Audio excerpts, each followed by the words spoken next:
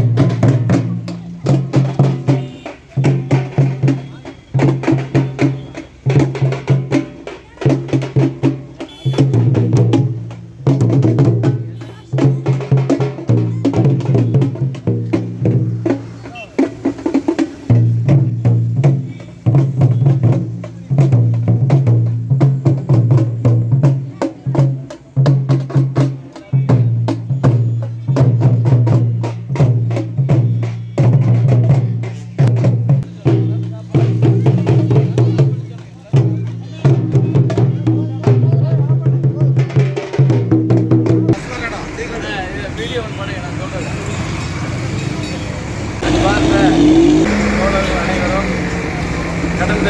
4 தினங்களாக எழுச்சி தமிழர்களின் ஆணைக்கிணங்க தொடர் முயற்சியால் இரவு பகல் பாராமல்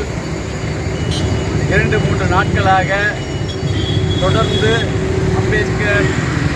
பிறந்தநாள் விழாவை கொண்டாடும் வகையிலும் ஈரோடு ஒருங்கிணைந்த மாவட்டம் சார்பாக பார்க்கில் அமைந்துள்ள புரட்சியாளர் அம்பேத்கரின் திருவுருவ சிலைக்கு ஒருங்கிணைந்த மாவட்டம் சார்பாக மாலை அணிவித்து மரியாதை செய்தும் இன்று காலை 7 மணிக்கெல்லாம் நமது 18வது வார்டு தவிட்டுப்பாளையம் முகாமில் முதலாக அம்பேத்கர் பிறந்த நாள் என்று இன்றைய தினம் தவிட்டுப்பாளையம் 18வது வார்டில் கொடியேற்றிவிட்டு உடனடியாக அனைத்து தோழர்களுடன் ஈரோடு ஒருங்கிணைந்த மாவட்டம் சார்பாக நடக்கிறதற்கு இருந்த புரட்சியாளர் அம்பேத்கரின் சமத்துவ பேரணியில் கலந்து கொண்டு மீண்டும் அந்தியூர் வருகை புரிந்து அந்தியூர் ஒன்றியத்தில் அம்பேத்கரின் திருவுருவ படத்தை வைத்து அனைத்து தோழர்கள் முன்னிலையில் மாலை அணிவித்து மரியாதை செய்து இனிப்பு வழங்கி மகிழ்ச்சியாக கொண்டாடினோம். மற்றும் இந்த நிகழ்வுக்கு காலை முதல் தற்பொழுது வரை உடனிருந்து அனைத்து நிகழ்ச்சிகளிலும் கலந்து கொண்டு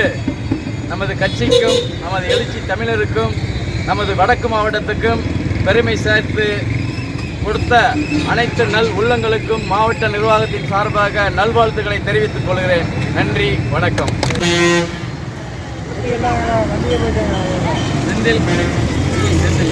சிறுத்தைகள் கட்சியின் தலைவர், எழுச்சி தமிழர்,